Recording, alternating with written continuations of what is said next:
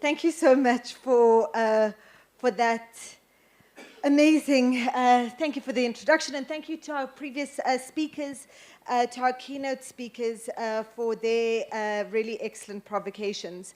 I've been asked to speak about the response to threats to democracy through electoral and political reform, particularly reflecting on the proposed resolutions for today. And I am going to divide this into sort of three questions. The first is, what should be the relationship between citizens and representatives? The second is, are our political systems still fit for purpose? And the third is, what kinds of changes would contribute to South Africa's success in the next 3 years, in the next 30 years, given that we have the 30th anniversary of our democracy next year? Now, to the issue of the relationship between citizens and representatives, the Electoral Amendment Act was signed into law by President Ramaphosa in April. This is the legislation that came from the New Nation judgment in 2020 that declared the Electoral Act of 1998 unconstitutional for requiring a person to be a member of a political party to run for election to the National Assembly and to the provincial legislature. Now, what this case was fundamentally about, and it's something that gets missed and that's gotten missed in a lot of the conversation about it, is that it was fundamentally about what should the relationship be between the electorate and the people that they elect.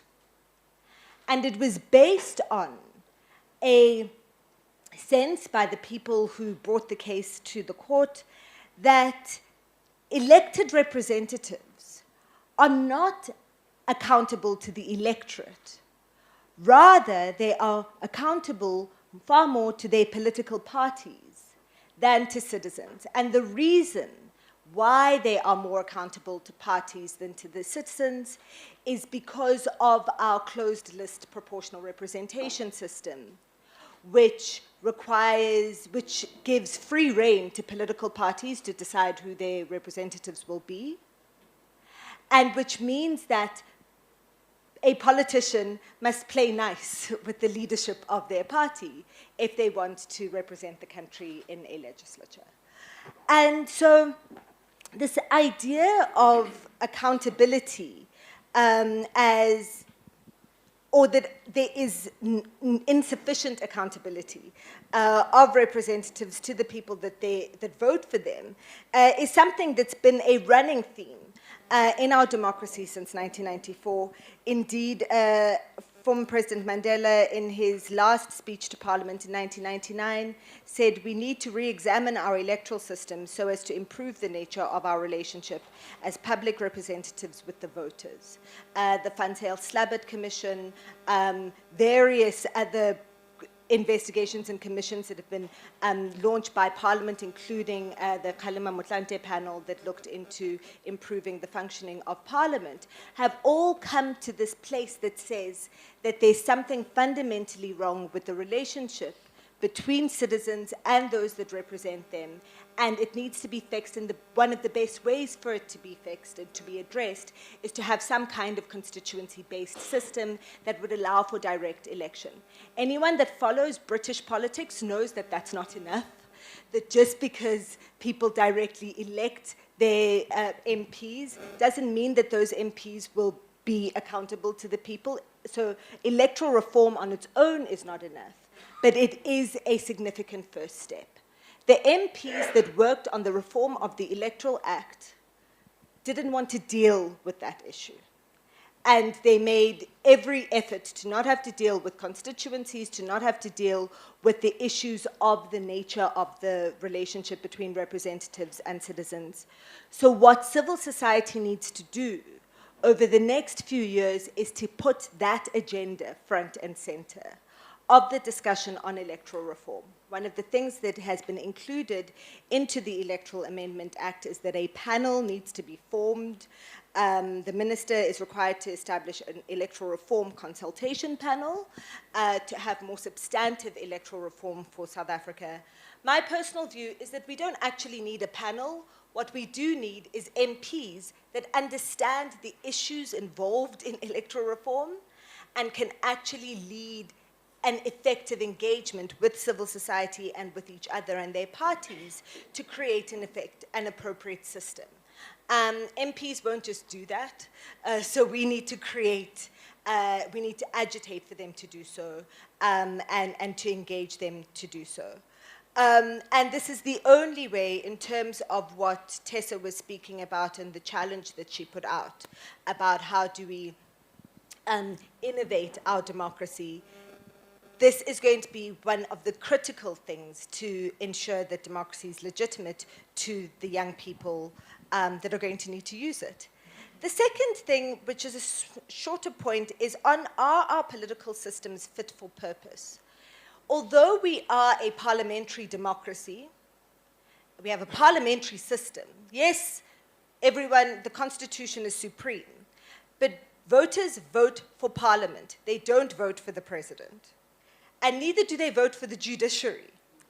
And yet, we as civil society have been going through life. I had my first civil society job in 2010. And throughout, we have acted as if you can run this country with the presidency and the judiciary. So we make appeals to the president, or we take things to the judiciary, and we completely ignore parliament. And yet, democratic sovereignty in this country is vested in parliament. None of us vote for a president. We vote for parliamentarians. And yet we ignore those parliamentarians and let them do whatever shenanigans they feel like doing. And we don't hold them accountable for the power that they hold. So part of reinvigorating this democracy is taking parliament seriously so that parliamentarians take themselves seriously. I can't tell you, no one is more shocked than parliamentarians when I tell them that democracy, that democratic supremacy or sovereignty is vested in them. No one is more shocked than a parliamentarian. They look at me like I'm an alien. So we need to start taking that institution seriously, because we can change nothing in this country without it. And I think that part of that is then what's going to allow us to really think about, how do you operate a coalition? Our constitution says that any electoral system we have must have generally result in proportionality. Proportional representation systems all over the world lead to coalition government. That South Africa has not had that since 1994 is the exception rather than the rule. The other exception is Namibia. We're the only two countries where our proportional representation systems have consistently led to governments with parties that have received over 50%. And so, if this is the system that we have, then we need to learn how to use it. The second thing is that we have a civil service that doesn't function. So part of invigorating or defending democracy is figuring out how to make the state work. With all respect to, and I agree with the importance of active citizenry, it doesn't matter how active your citizenry is if your state does not have the capacity to respond. And we are in a position now where our state can't respond. OUTA and all sorts of other organizations have been active citizenrying around the water situation in Hammanskraal for 20 years. There is no shortage of active citizenry in Hammanskraal, but we're still in a situation where people are dying of cholera because the state has continuously, over 20 years, been unable to get itself together to fix the issues at Rooiwal water treatment plant. And now people are dying. It's not a failure of active citizenry. It's a failure of the state. And we need to start taking that seriously. And I'm very glad that the former DG's representative is here, because there's something wrong with how our state functions. How could 3 arms of government receiving millions, hundreds of billions of rand, not be able to deal with this issue? Who's to blame? It's extraordinary to me. Then lastly, is that we need to think of what kinds of political changes will make South Africa's democracy successful, and the answer cannot come from the people in this room. So I am challenging you. Tessa and I are the same age. We're about to be 40. We're old. The answer can't come from us. Khotsi has a bit more time. And the reason why the answer can't come from the people in this room is that, with all due respect, 90% of you won't be here in 30 years. You will not be here. And so my challenge to you is, how can this movement, and it's an incredibly powerful movement, that's why I still pay attention to it, use its extraordinary convening power and institutional memory and credibility to enable young people to create the political system that they need. South Africa is 60.6 million people, 42,723,000 of those are younger than 40. That's 70.5% of them. South Africa has 25.96 million registered voters. 10.5 million of them are under 40, which is only 40%. Our voters' roll is getting old. Very old. There are about 40% of people under the age of 30 who are registered to vote currently. In 2014, in 2009, that number was 70%. So our voters' roll is aging out.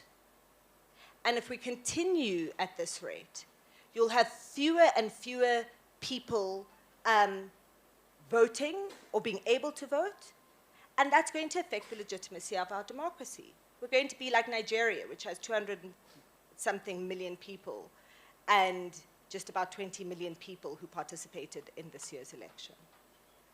And so the challenge to you is to use this platform, use your extraordinary memory, credibility, convening power to allow the UDF of the next 40 years to emerge from the youth that need to create it.